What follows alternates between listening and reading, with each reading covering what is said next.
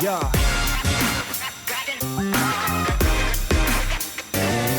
Yeah. Welcome to the Average AF Podcast with your hosts, Adam McElroy and Stephen Hardy.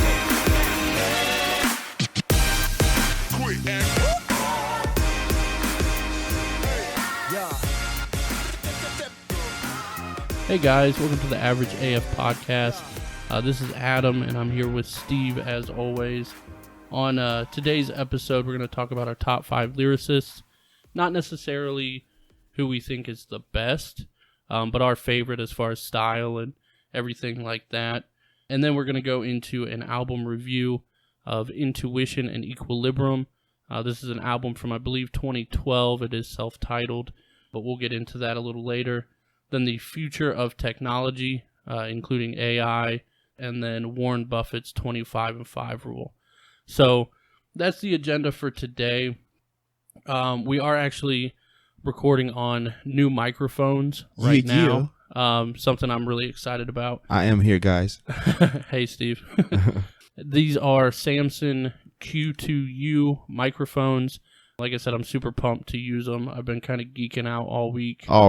Trust me, I've been hearing about it. I'm trying not to be that guy, but... No, I understand. I was definitely geeking out. New toys, you got to express it. Today, actually, which is on Monday, I just received a ton of stickers in the mail today, triple digits. So if you guys legitimately want one, find me or give me your address, whatever we got to do. We'll mail you a couple. We just want to get it out there, stick them on everything, your cars, random poles, whatever, your girlfriend's butt, whatever you want to do. But yeah, we got a ton of those to give away, so just let us know.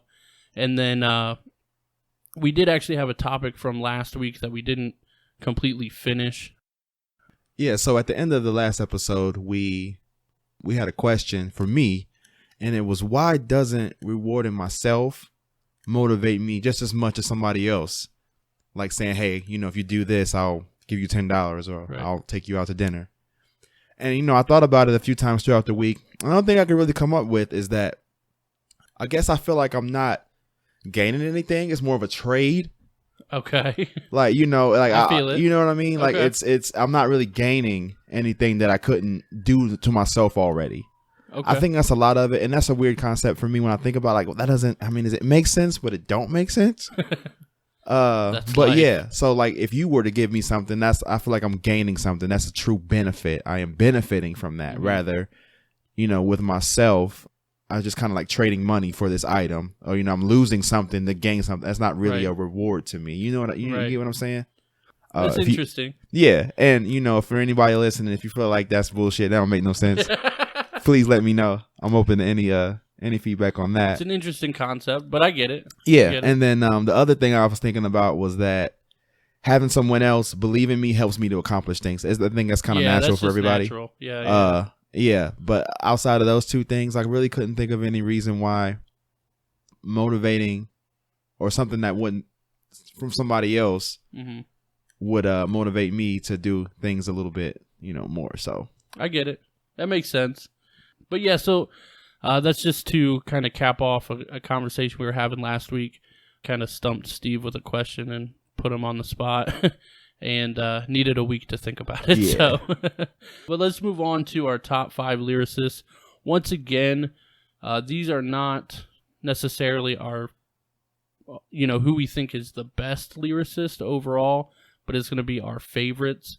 That can be style, storytelling, bars, content, freestyling, any kind of any type of rap or, any genre in general. So, who do you want to start this one? I'll start, man. Okay. And so when I made my list, it's real easy to go rappers, and there's a slim distinction almost. But there is a difference between a rapper and a lyricist. Right. Soulja Boy, right. Definitely not a lyricist, No. But definitely a rapper. Yeah. So, when I made my top 5 or my favorite 5, I had to keep that in mind because there's some people that I think are better rappers, better artists. Right. but these are my top 5 lyricists with an honorable mention. So everybody that knows me probably seen this coming. Jay-Z is definitely on that list. Yep. Jay-Z, not too many people are going to fight me on that. Him being one of the greatest lyricists of his generation.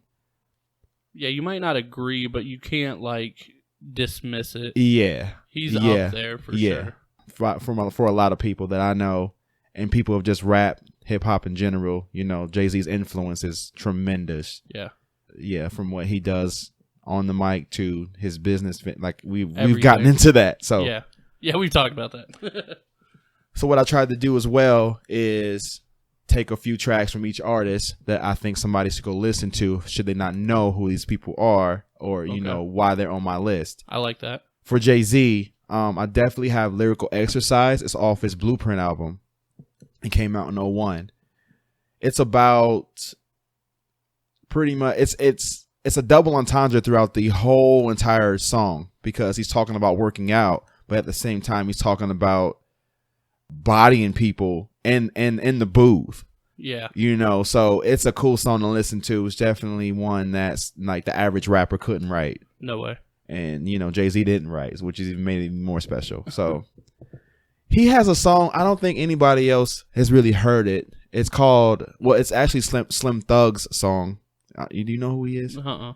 I mean, I've heard the name. But... Yeah, he was real big back in mid 2000s, but when the South had their movement. Right.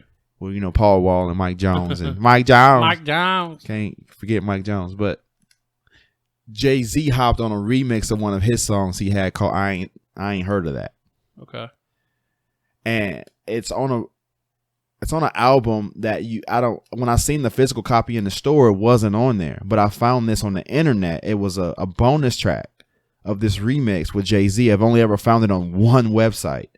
So if anybody could ever find that, it's called I Ain't Ever Heard of That, or I Ain't Heard of That. And it's the remix version with Jay-Z on it. Did you try to YouTube it?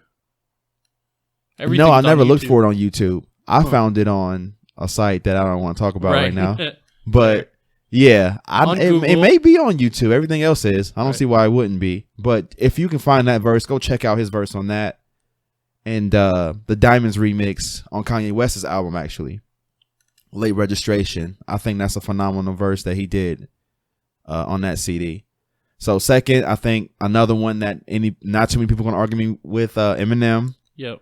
Probably. And it's amazing because I think a lot of people, when they talk about lyricists, they include subject matter. Yeah. And if you do include that, Eminem will never, ever be in your top 5. Because why not? Because of what he, you know, I think a lot of people. Like the vulgarity of it? No, I believe, like, for me, lyricism is being able to paint a picture with words. And M can definitely do that, but it's stuff that nobody can relate to. I'm fucking my mom, and you know what I mean? Like, it's not topics that the everyday person's going to be like, oh, yeah, I relate to that. I agree, but it's like his songs are like a fucking movie. You can see them. You know, that's one fucked up movie, I guess. I mean, but Rob Zombie makes movies and everybody loves them.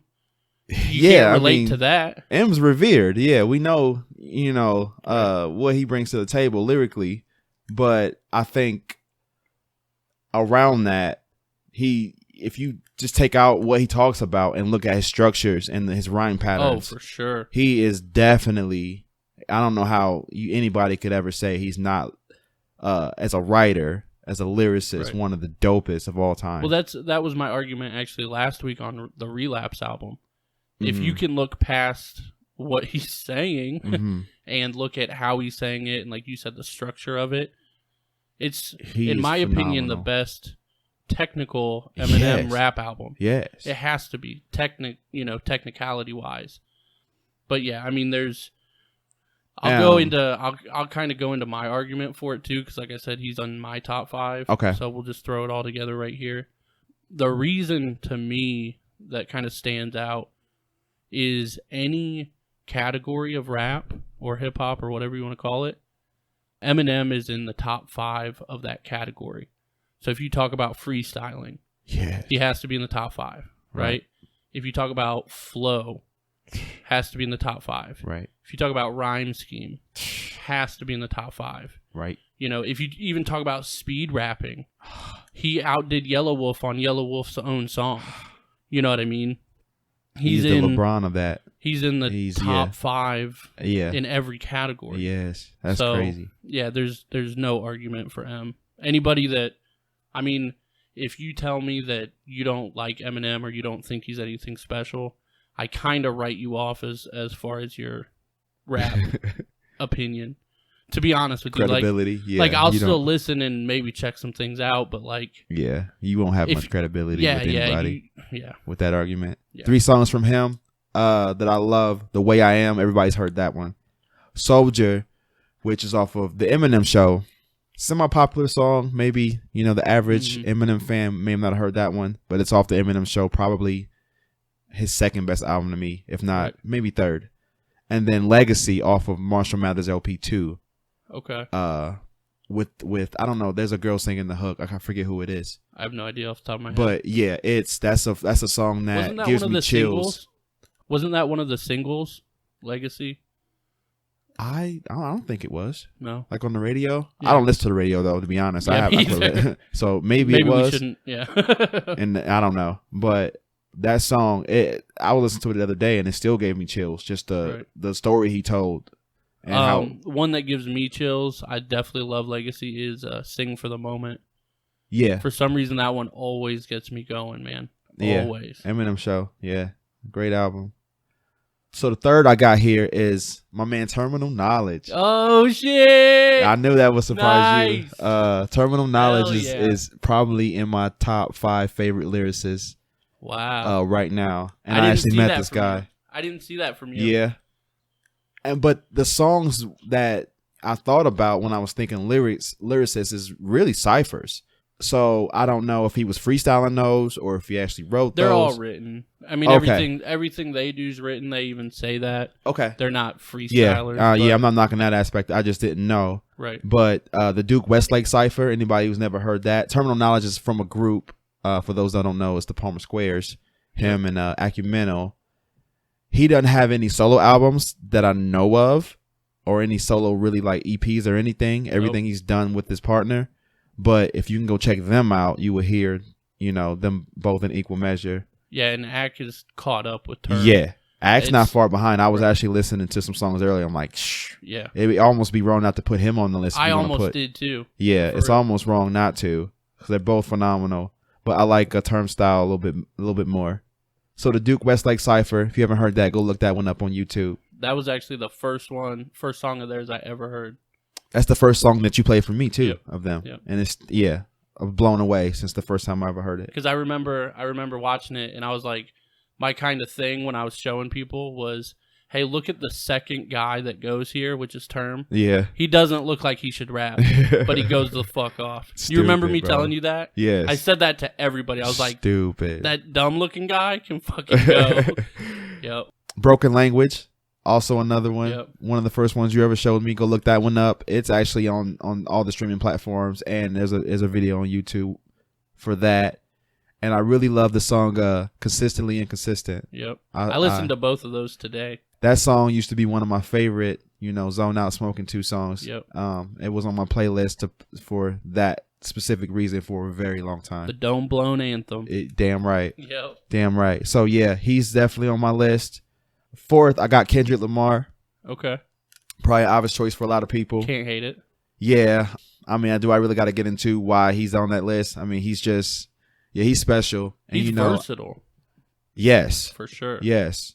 What I admire about Kendrick specifically is his pronunciation on when he's rapping. He can flow fast, but every word is perfectly pronounced and enunciated. Yep. And he can stick with a theme of flow or style for a whole entire song. Yeah. Yep. It's effortless for him when he's in the booth. So that's very respectable to me. A couple songs from him. He's got a song on Untitled Unmastered album or EP, something like maybe 6 or 7 tracks on it, but came out. Kobe told him his ass to put it out, and he put it out 2015 maybe. But so all the tracks on there are dates. So this one's called 5/28/13. How much a dollar cost off of To Pimp a Butterfly? I don't know if you've heard that like track. that album a lot. Yeah. That one went over my head for probably a good 3-4 months. Same. 3 or 4 months. I literally had to go into Genius and look up the lyrics to some of it and break down people's analyzation of it and, everything to kind of start to wrap my head around what the album is. I think for me, the reason I kind of overlooked it is I definitely listened to it, but it must have been one of those days that I was distracted or whatever. Yeah. And I listened to it, and then I just remember thinking like, oh, that's the end of the album, and nothing stood out. But I think it's because I wasn't paying attention. You have to. It's one of those albums you're not just going to be in a club and be like, oh, shit, what's that playing? Right. It's something you have to literally sit down and intentionally listen to. So same, like I had to revisit it. This was honestly probably about a year later. Okay, yeah. But that album is definitely art. Yeah.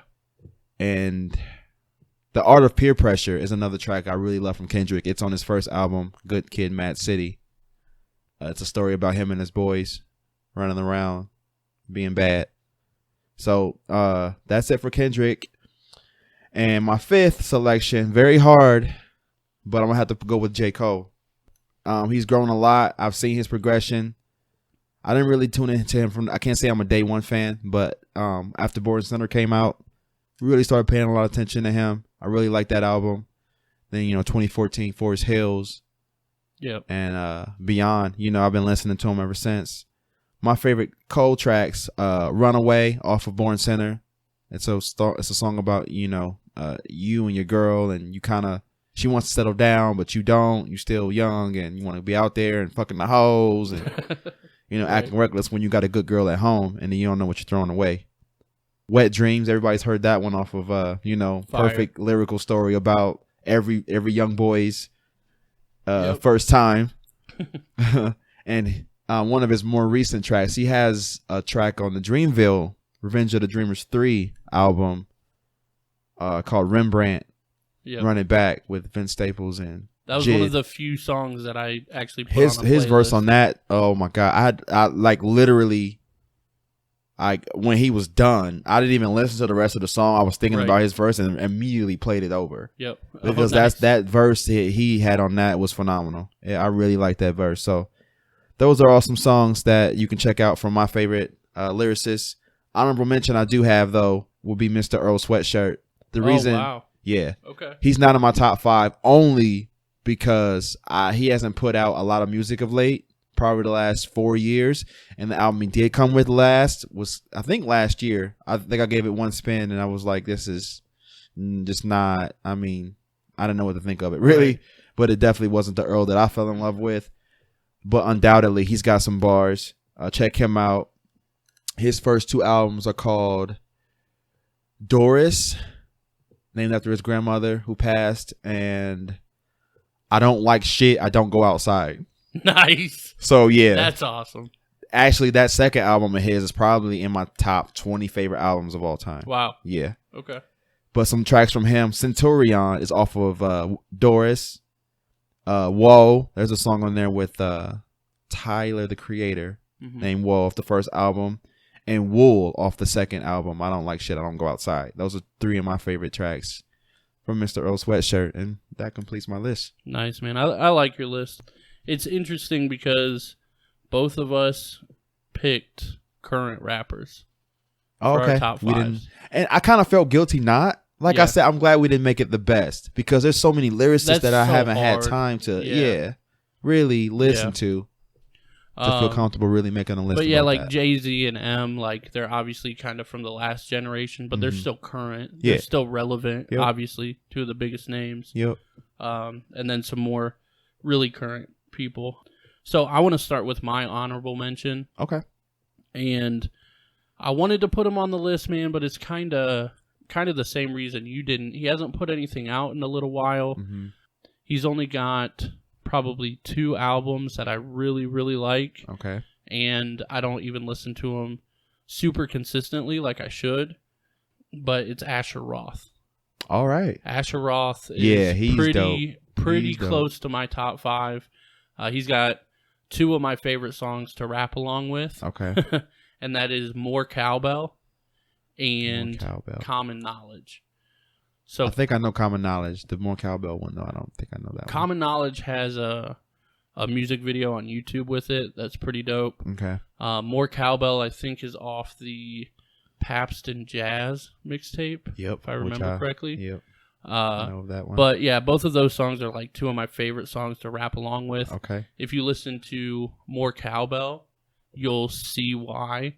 That song took me a long time to be able to memorize it. It's got very little intricate rhymes, like every other word almost.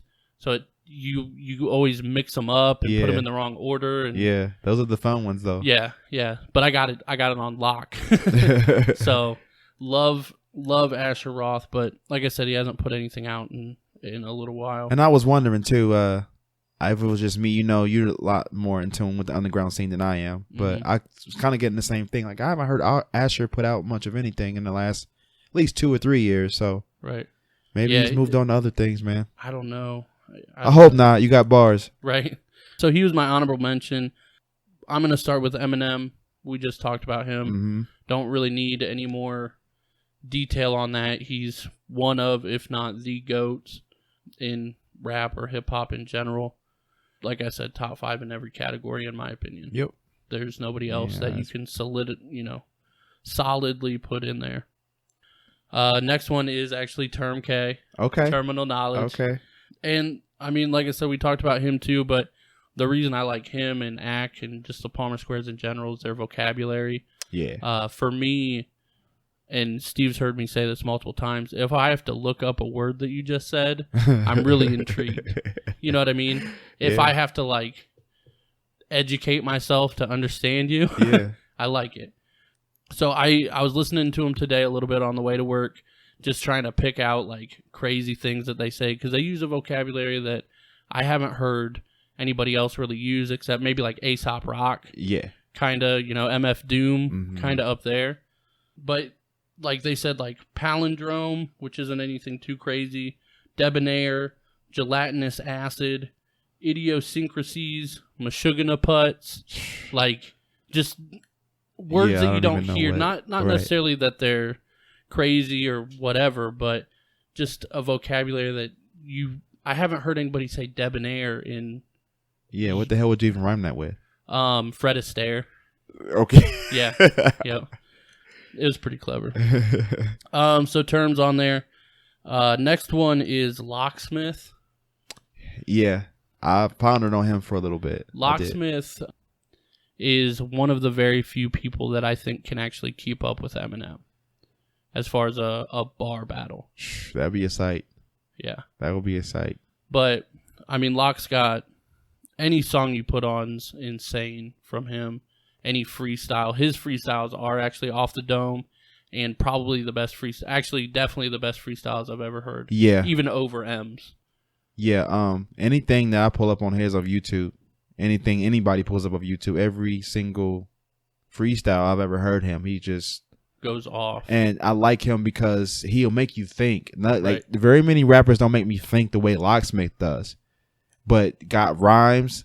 Like the way he does, it's very hard for people to intertwine both. Right. And he definitely does that very well. A lot of people that don't really know him more on a more broad basis think he's just kind of like a speed rapper, which he can rap really fast. I don't get that impression, though. But that's because I've shown you a ton of stuff. Okay. And I don't know if he used to do it more or what. I'm not sure, but I like it when he goes slow, man, because like you said, he points shit out. He talks about real shit, calls people out. Like, just, I don't think between him and this next person that I'm going to mention, those are the only two that I think could keep up with Eminem consistently. I don't think they would not necessarily ever fall off, but it would take a long time for you to be like, oh, M was way better than them. Gotcha, yeah. You know what I mean?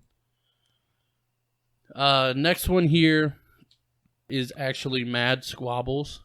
Oh, wow. Putting him on the list. Yep. Dude is how old? 21. Does he have an album yet? Yeah. Well, he's got like 2. Okay. Then maybe they're mixtapes. I don't know. Okay. Because I don't remember. But yeah, I need to go check those out then before I put him on any sort of lyricist. I mean, it's freestyle is one thing, but Yeah, he's in my top 5. Him and Okay. Locksmith are the only people I think could keep up with M. Okay. And Squabbles is 21, maybe 22 years old now. With him, look up like the Humble remix. That's just fire. That's kind of how he took off a little bit. Yeah, man. Because I hate to say it, but he kind of did Humble better than Kendrick did. Ooh, you get some arguments about that one. And then I am going to say some bold shit here. And at least from a sound standpoint, let's see if you can agree with this. Okay. It's kind of a two-parter. Okay. So Squabbles is like a young Kendrick, but better. Oh, shit. Man. Young Kendrick, I'm thinking 5 years ago or older. Kendrick didn't rap near the speed as Squabbles does with consistently. Right. So it's hard to compare him in that. I'm not to say Kendrick couldn't do it. He definitely did, but most of Squabble's stuff seems to be, sped up, where Kendrick is really slowed down over the years. Yeah, I think I was trying to think of a way to like categorize him, Squabbles, and I think I would say like kind of like a Whiplash with bars. Like it's just back and forth, like, just like kind of shakes you around with how many bars he's coming at you with. I gotta hear an album, man. It's hard for me to say that. Okay. I'm gonna have to look him up. I'm gonna dedicate some time to him this coming week and check him out because, like I said, Kendrick's on my list of top 5. So to be that young and he's think got you're really fucking with him. That's I don't The know, Art man. of Boom Bap is an album. Okay. Lamps is an album from 2018. I knew of Lamps. Okay. I've heard of that one. Mad 2 from 2017, which is Music Addiction Disorder. And then there's probably more too, but he's got 3 right there. Okay.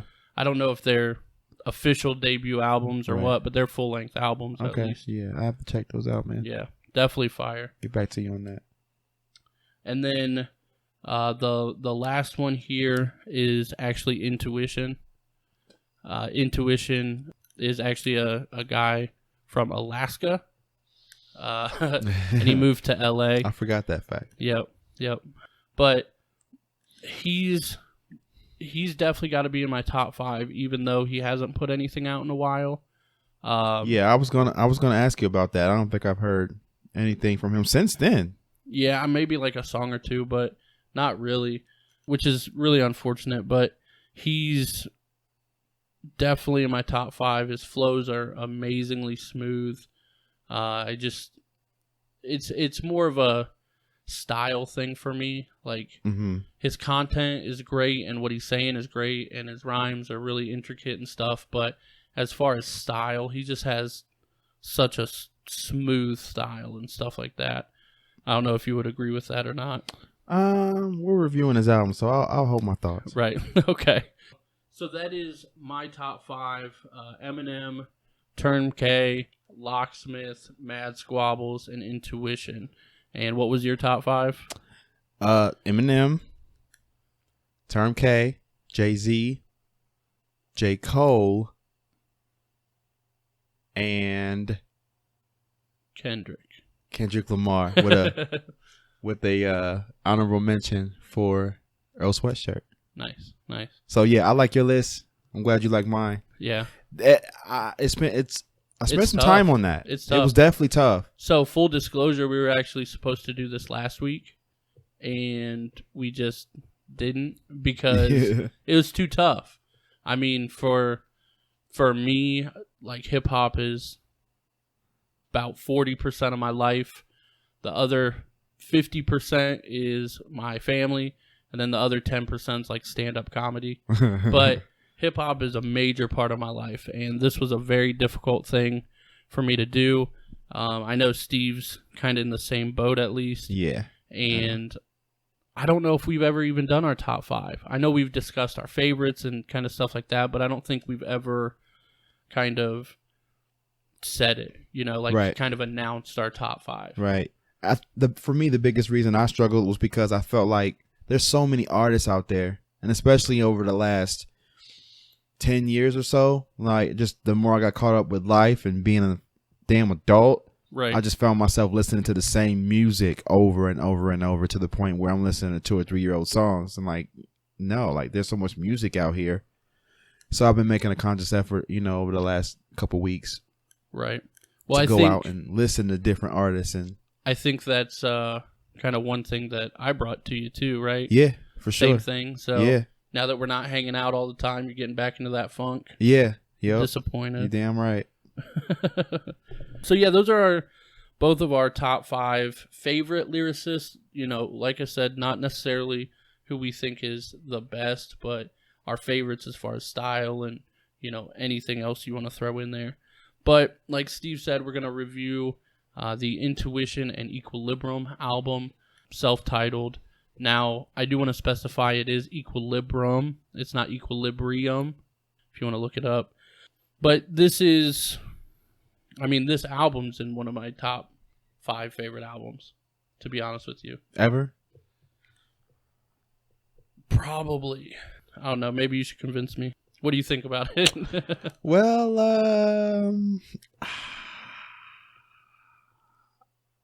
I think it's one of the top 10 albums I've heard since 2010.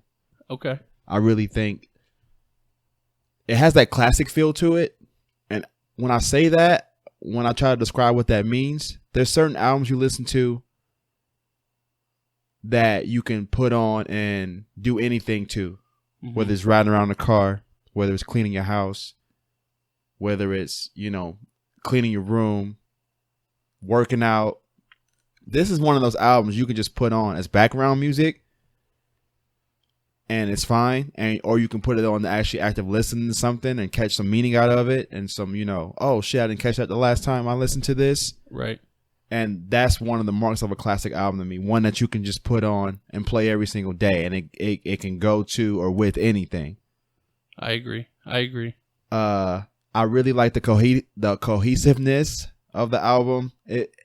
It flows from like I said, from one track all the way to 13. It's just got a really smooth, seamless almost transition into all the tracks, one through. The style, which is one of my I'm nitpicking when it comes to this album. I really am on what I don't like.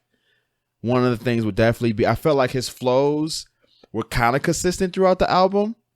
But then again, it's nitpicky because the beats, like I said, they're not up-tempo. They're not real rap, hip-hop type beats. Right, not uppity. Yeah. So it's hard to pick up your flow to a beat like that. So I kind of feel weird criticizing that part of it.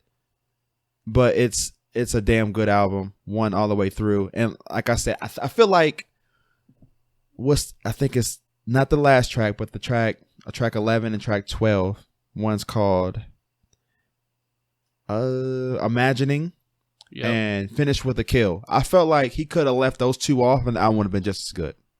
I agree. Finish with a Kill is great though. Yeah, I think they would have fit better on other albums. Okay. I the whole vibe of the album to me switched up when those two tracks came on. And then it kind of went back to it with the very last track. Yeah, I could see that. They're nitpicky though, bro. Like I'm saying, like this is like nitpicky. Like it's already 13. Like, and then I love the track length. Like we talked about before. There's a point where albums can be too long.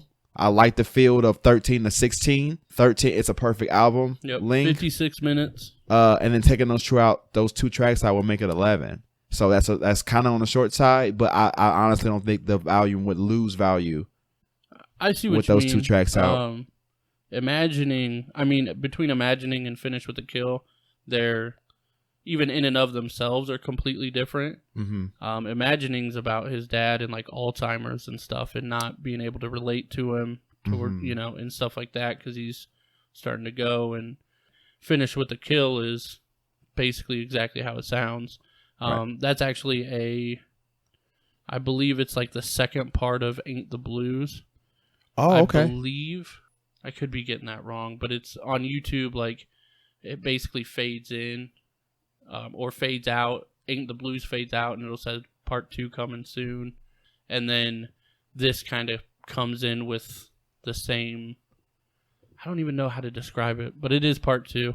Okay. It's like a sequel to it. I have to listen to it with that in mind next time. Yeah. But just to finish my review up, like I said, the 2 things I picked were nitpicky. I guess it's a great album top to bottom.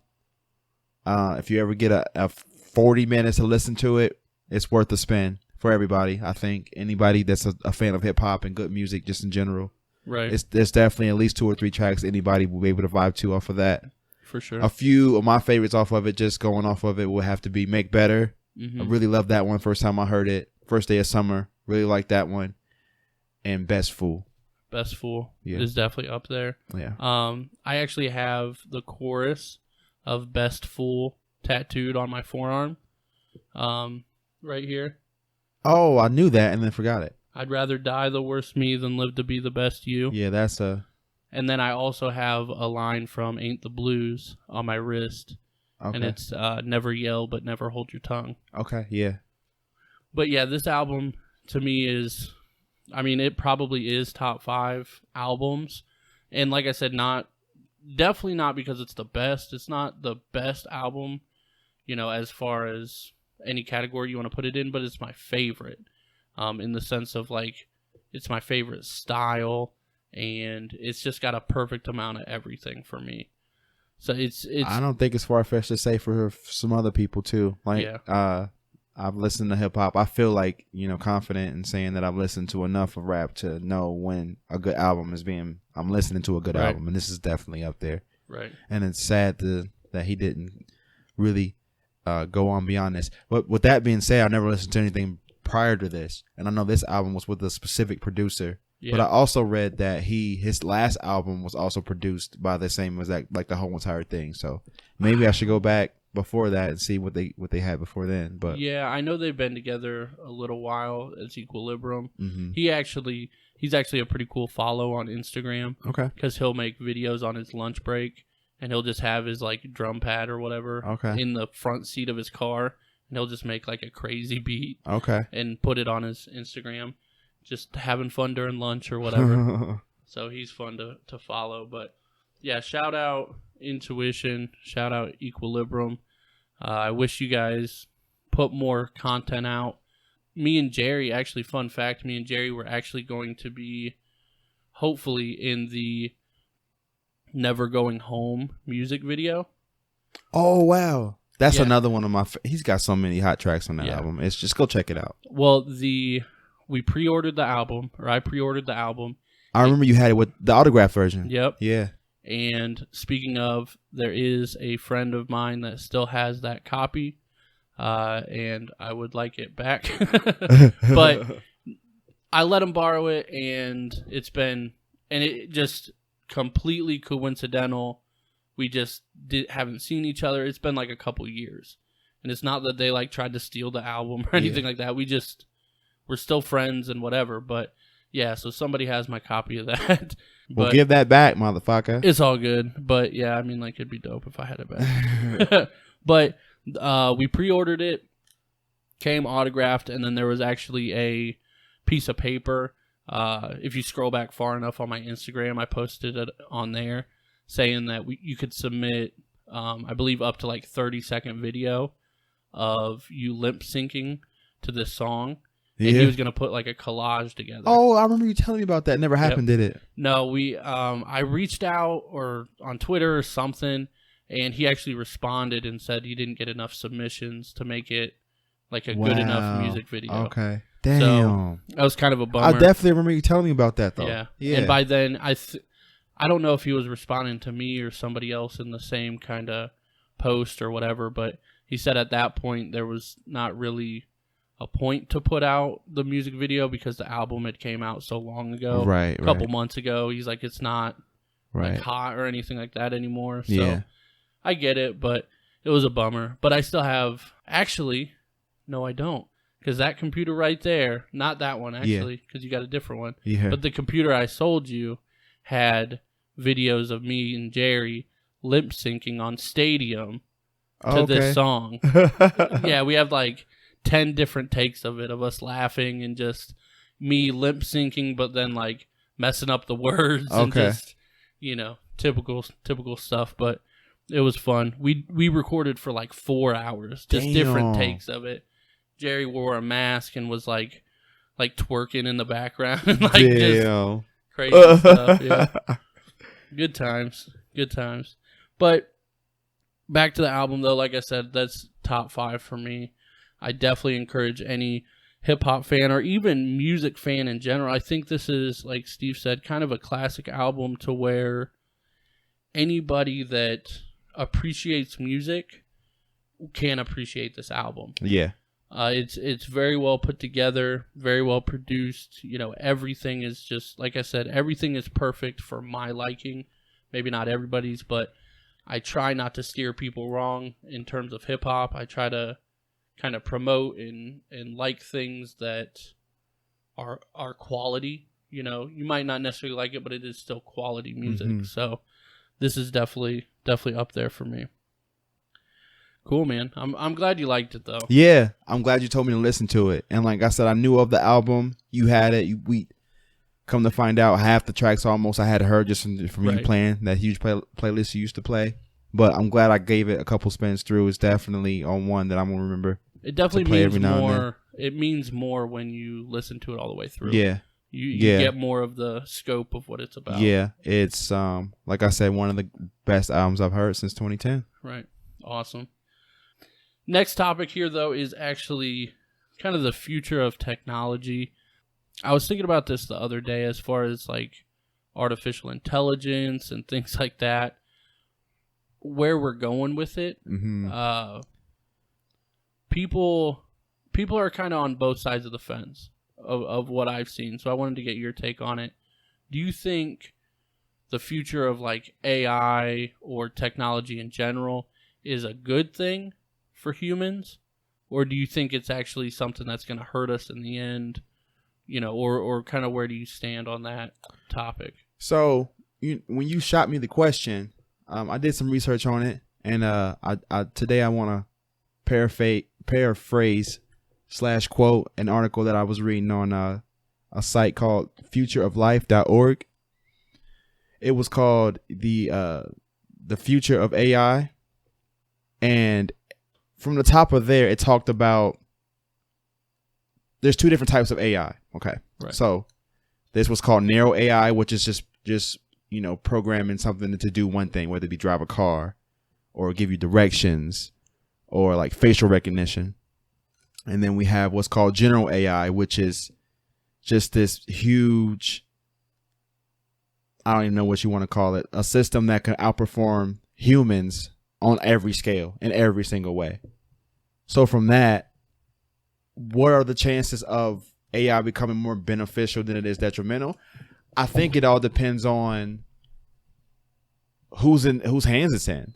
Okay. The people that are actually smart enough to develop artificial intelligence, can we trust them to do something and think about it enough to where, because let's be honest, the average person isn't going to figure out all the kinks and all the obstacles of, what that is and what that really means to have something that can think for itself or control things that we've been controlling for years, as humans. So I don't know. You said there's 2 different kinds of AI. Yeah. And to me, what you were kind of explaining was like, I guess like a computer versus a robot. Right. True. So kind of like, things with you tell it what to do and it'll do it. If you don't tell it anything, it won't do anything. Right. Kind of stuff like that versus potentially a free thinking robot or kind of something like that. Oh, right. And it really doesn't even have to be a robot. It could be just like a program. Right. Yeah, it can be something that lives inside of. Like a virus? Kinda. Like it can live inside of a robot for sure, but that's information that's been put into that. It can be in a computer. It can be into, whatever they decide to put it into. So on this article here, it said there was a list of myths that people tend to think about. And I did this too for a while. We don't know what to think about some things, especially stuff that's unknown like AI and what the capabilities of it really are. So we tend to just take whatever we're reading and form our opinion around that. Somebody else's opinion of, oh, this is horrible. This is only going to lead to us, demolishing ourselves and we just take that. We don't know what else to think. Right. So we're kind of like, oh shit. We're too dumb to have a different opinion. Exactly. That's the reality of it. Yeah. There's no knock on anybody. So, Yeah, but it's so easy to do, especially on a topic that you can't even really understand what it means or what it's going to do. Our head. Yeah. Yeah. So yeah, the first myth is that superintelligence by 2100 is inevitable. They're saying that's a myth?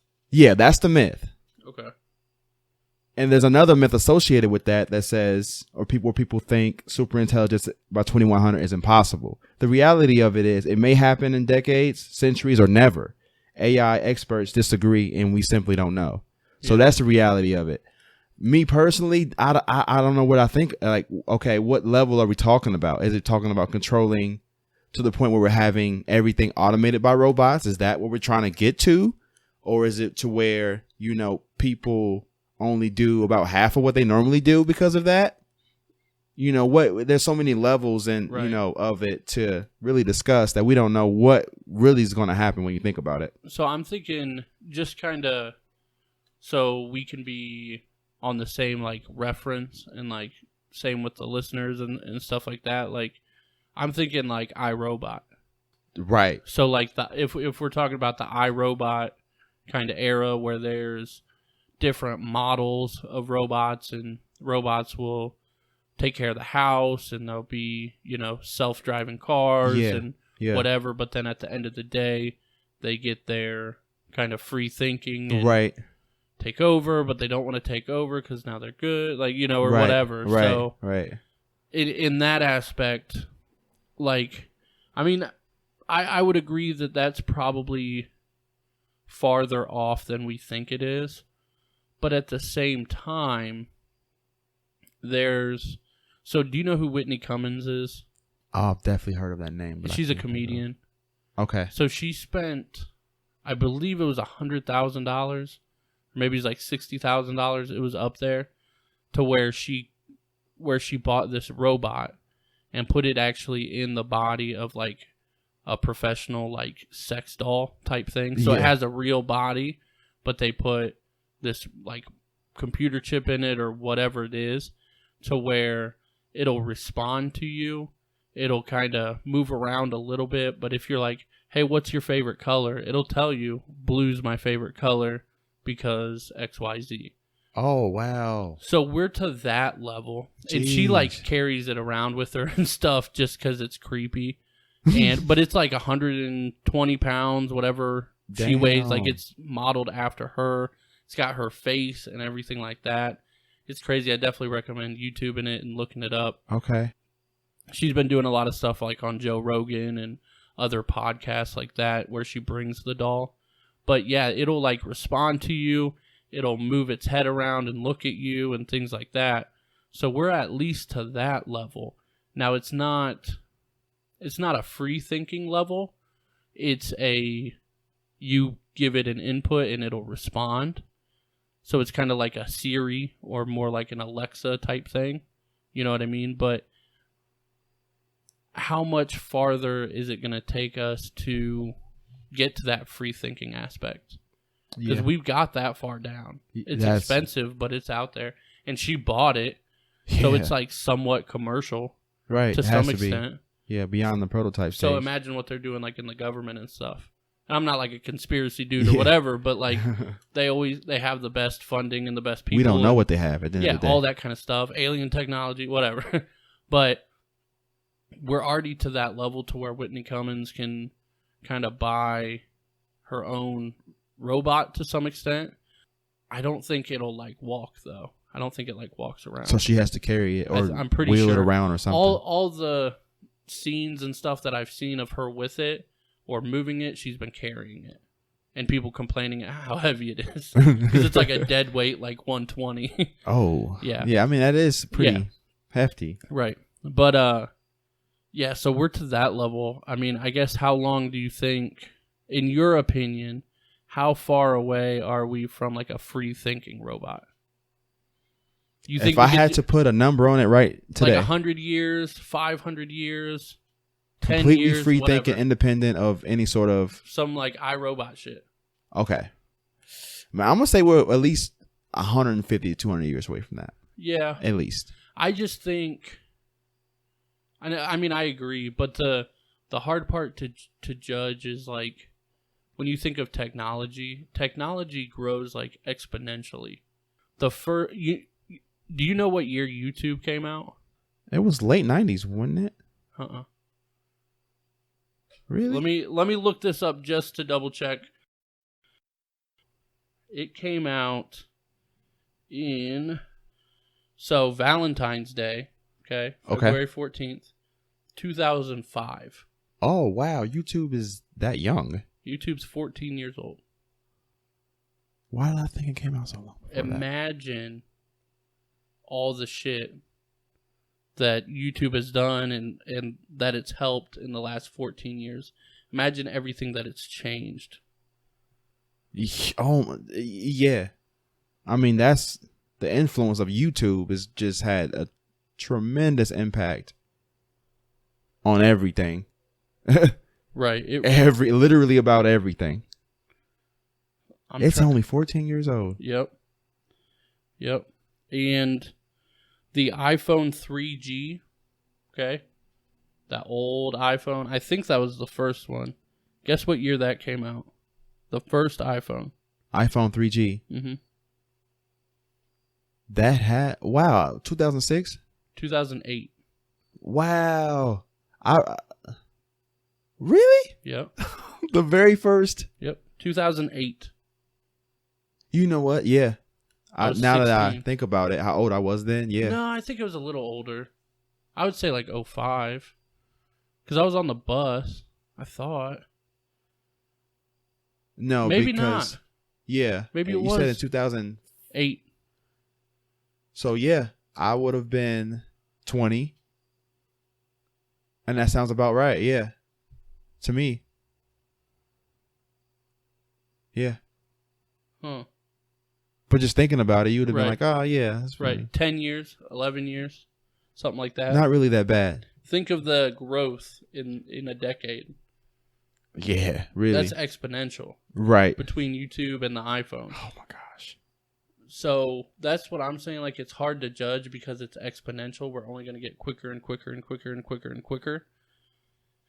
But, I mean, I would still say 100 years or 150 years. I think that's a fair number. But I think it's because it's a little more difficult than we think it is. To program free thinking is to, like, understand the brain to levels that we don't understand. I think we might be incapable of understanding. Incapable completely? Yeah. Like, yeah. You know, because... out of our realm. And once again, the article is on thefutureoflife.org, and I misquoted the title. It's called The Benefits and Risks of Artificial Intelligence. In the article, it talked about there's a true possibility that we may never get there. Right. You know, we just think we can because... We might kill ourselves before we get there. Yeah, exactly. Will we even make it that far? Right. And we may never. It just may be an ideal that we never be able to reach because we'll never be able to. But the laws of physics won't allow it. That won't be the reason we won't get there. But there's a chance that we can never get there. We can never figure out all of the required, I guess, rules and regulations and limits on how to program it. Right. And, you know, like you said, if it's free thinking, self-thinking, and it wants to protect itself, who's to say it just won't be into, okay, now you guys are my enemy. And now I have to, like you said, iRobot. That's the thing too. Like, so if we're just going with the iRobot scenario, like they program them in general to just be like dumb robots or whatever, but they ended up programming one of them with like a sense of logic to some extent, right? Yeah, that's or something similar to that. And I think that's going to be the difficult part, right? Is to distinguish every situation into what's logical or not, because it might change for a million different reasons. Right. But at the end of the day, the one thing I think it might do is realize that humans in general are not a logical thing. Wow, I like that. That's a hell of a quote right there. I mean, we're not. Like, just in general, it's completely true. I've always loved thinking about this. Like, if it wasn't for our intelligence, we would have never lasted on this planet. Ever. Right. a fucking like raccoon could eat us. You know what I mean? Maybe, right. But you get my point. Like a deer could definitely knock us out and kick us in the face and we're done. Right. Or whatever. Like a wolf, a coyote, a dog even. Right. Have you ever like tried to give a cat a bath? Like they'll fuck you up. Yeah. You know what I mean?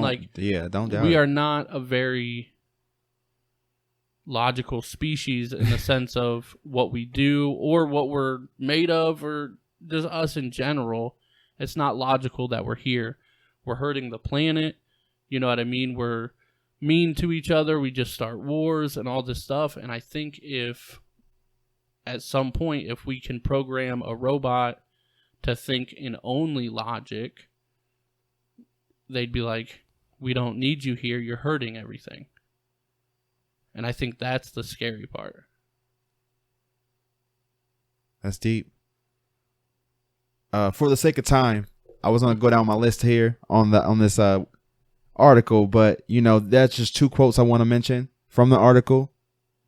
If you want to check it out once again, that's on futureoflife.org, benefits and risks of artificial intelligence. So the 2 quotes are about, one, the AI becoming evil, and the other is about AI controlling humans and if that's possible. Okay. Us as we are right now. So the first quote says, "The fear of machines turning evil is another red herring," which pretty much means it's irrational. "The real worry isn't malevolence, but competence. A super intelligent AI is by definition very good at attaining its goals, whatever they may be. So we need to ensure that its goals are aligned with ours. Humans don't generally hate ants, but we're more intelligent than they are. So if we want to build a hydroelectric dam and there's an anthill there, too bad for the ants. The beneficial AI movement wants to avoid placing humanity in the position of those ants." Damn. So yeah, I thought that was really deep. That we can take it as far as we want to. We just have to make sure that what that robot wants to do is in alignment with what we want it to do. Right. Which is, like you said, that in of itself can be very difficult to do.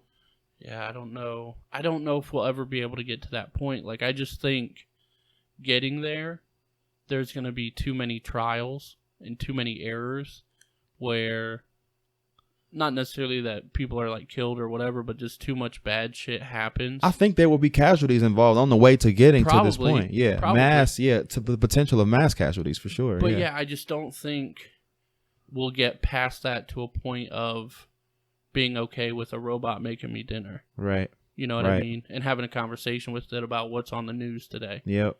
You know what I mean? Yeah. Real quick though, and the other quote that I pulled from this article, it goes, "The robot misconception is related to the myth that machines can't control humans. Intelligence enables control. Humans control tigers not because we're stronger, but because we are smarter. This means that if we cede our position as smartest on our planet, it is possible that we might also cede control." So that, pretty much says that if we give any sort of intelligence the ability to think for itself and get smarter than us, we're done. Yeah, we can pretty much just count ourselves out of the equation. So right, and I would agree with that. We got to be. It kind of goes back to my point. We got to be the top on the food chain from an intellectual level now. Yes, because from a physical level, we're way far from that. Right. From an intelligence level, we're at the very top. Right. So I think the scary part about a robot kind of takeover, that people think of, is that now they're smarter than us and they're stronger than us. So like you said, kind of like the ants. Right. I mean, we would be ants, but I don't think ants will ever be smart enough to build a robot. Yes. So you think we draw the line at the point where it's just as smart as we are, but can't possibly become any smarter than us? I feel like if we go down that route to where we make half-ass robots, there won't be any point to have a half-ass robot. Or if there is, it won't be as in high demand. Okay. Not everybody's going to care if your robot fold your laundry. Yeah. You know what I mean? Right. Because it would do mundane things like that. Vacuum the house or whatever. Like, rich people would probably have robots, and a select few people that we know might. Right. But, like, the average person, the demand's not going to be high enough to where we're going to even care too much to where it'll get out of line. And at that point, if they're that dumb, they're not going to take over anything. Right, right. So, yeah, I mean, we could have it, but that's not... I guess that's kind of back to the computer versus robot thing. At that point, it's just a computer. True. You know what I mean? It's not artificial intelligence in the sense of what we're talking about anyway. Yeah. Yeah, I like that.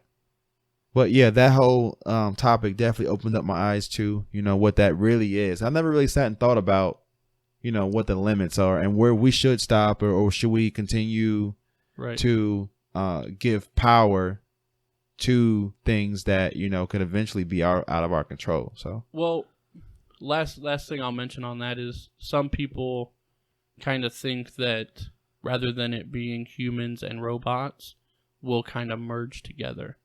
So we'll have, I mean, I guess kind of Will Smith did it, right? In iRobot, he had the robot arm. But yeah, like in the sense of kind of like our mind or whatever, will be implanted with the internet now. Imagine the internet being, instead of at your fingertips, it'll be in your head. So now you know everything. Right. Imagine that world. You might not be able to do everything, but you can look up how to engineer. Yeah, you can find out how to do it in an instant. And in theory, if you're that smart, you should be able to do it. Right. So that's what some people are thinking. It wouldn't be human and robot. It would be kind of a merger of the two. Okay. And that's the end goal. It's not actually a robot takeover, but it's that we turn into kind of half things, more or less. Damn, that's deep, bro. Yeah. It could go a lot of different ways. Yeah.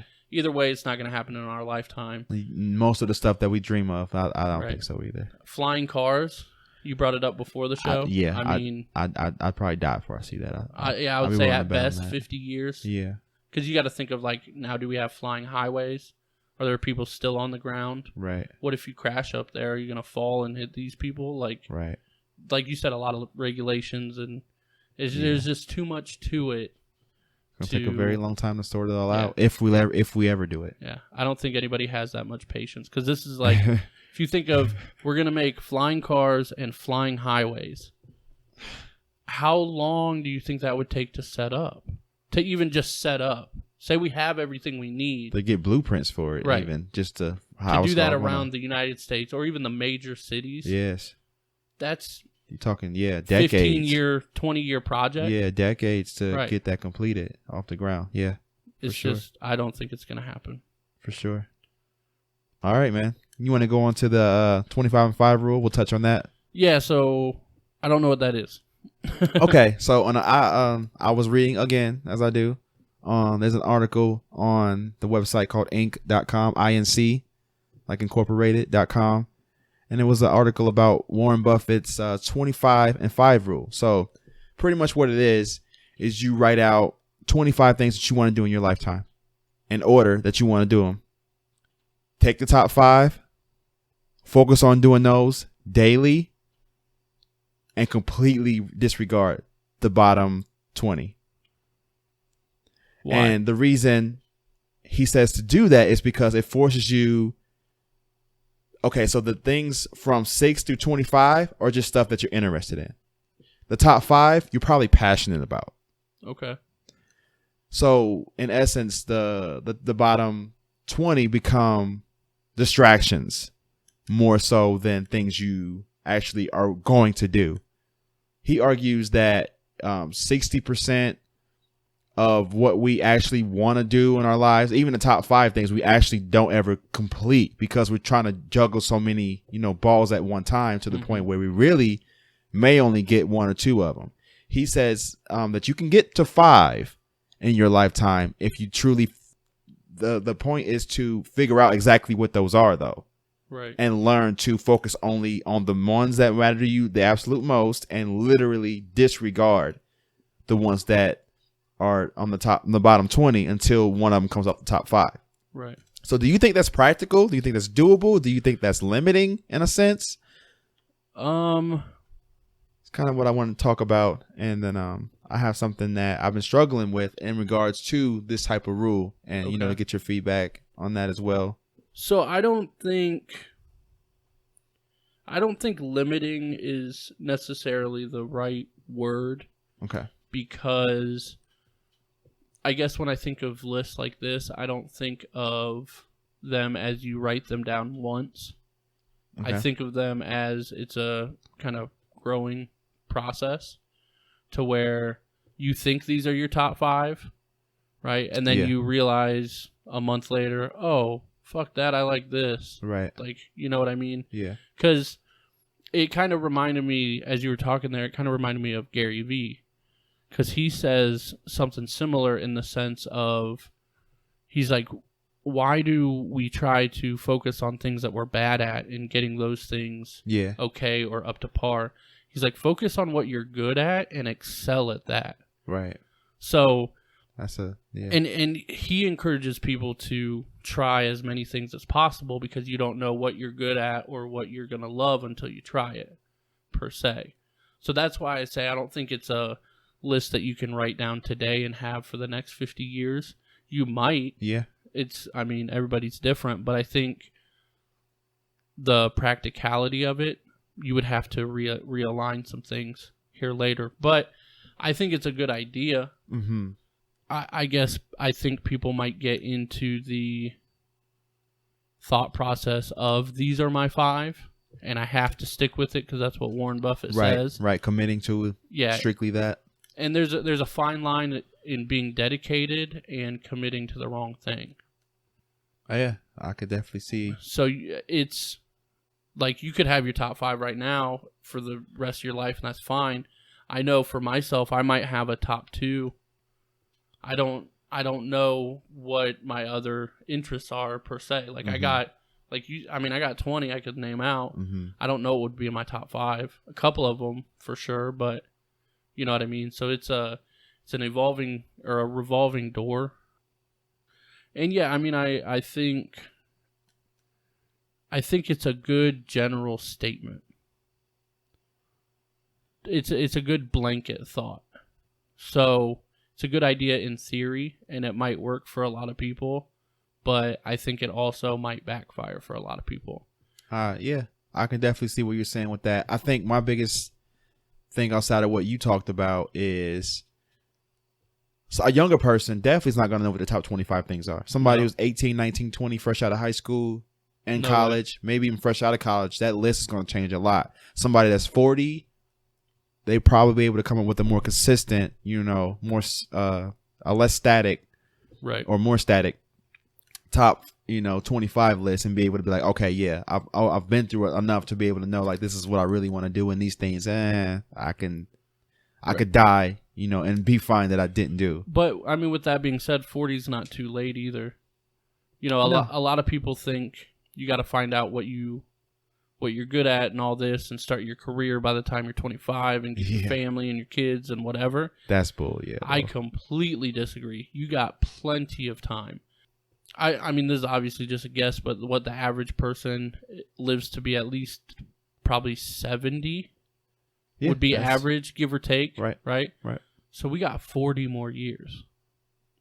You got double your life and then some. You know what I mean? Like, I got almost triple my life left. You got plenty of time. So, like I said, I just wouldn't commit to anything too early. And it's a good thing to have in the back of your mind. But when you put things like that on the table, it's something that people can get caught up in and go down the wrong road. And then at 40 now, they're in the wrong profession because they thought that's what they wanted when they were 20. Mm-hmm. And once again, it's not too late then to realign some things, but it's just, that's why I say it's always going to be evolving. It's nothing that you can stay static on or stay consistent on. And that's why I think it's a good idea, and it's a good thing to keep in mind, but it's such a general statement that I don't think you can necessarily live by it, in my opinion. Okay. Yeah, I think it's something that you can do, but it's like it takes a requirement of knowing pretty much who you are as a person, and actually going out and trying things. Right. I feel like, me personally, I pretty much know what I want to do. There's some things I definitely want to try. I'm sure there's things out there I'd be like, damn, I didn't realize how fun that was, or how much I enjoy that. Right. Or damn, I'm good at this. But I feel like, for me personally, I'm at a good spot where I know pretty much the direction I want to go. And I wanted to discuss a little bit too. I've been thinking about going to this martial arts thing out in Lexington. Okay. I don't know if you ever. Chitwood? Yeah. Yep. Yeah. A buddy of mine invited me out a couple weeks ago to one. The first session was free.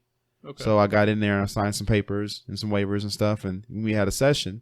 And afterwards he was like, so you want to join? What do you think about it? I'm like, I like the class. I'm going through it. I realize there's a lot of things that I could use, should the situation arise, that will help me, be able to protect and defend myself. But then we discussed, the cost of everything, which is one thing. But the biggest thing that I was worried about is that I wouldn't have the time to do it, because I'm doing the podcast. I'm trying to learn how to play the piano. Mm-hmm. I got to work 40 hours a week. I got 2 kids that I try to see. And, I'm doing the music production thing.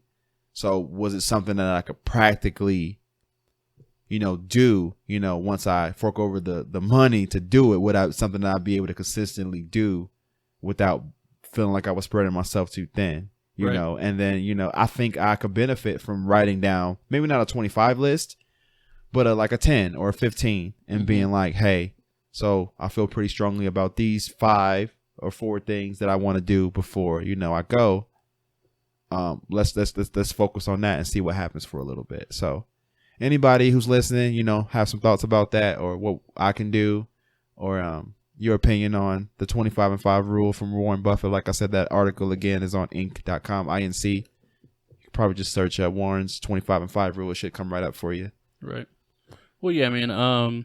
I like that though. I mean, it's a good mindset to have for sure.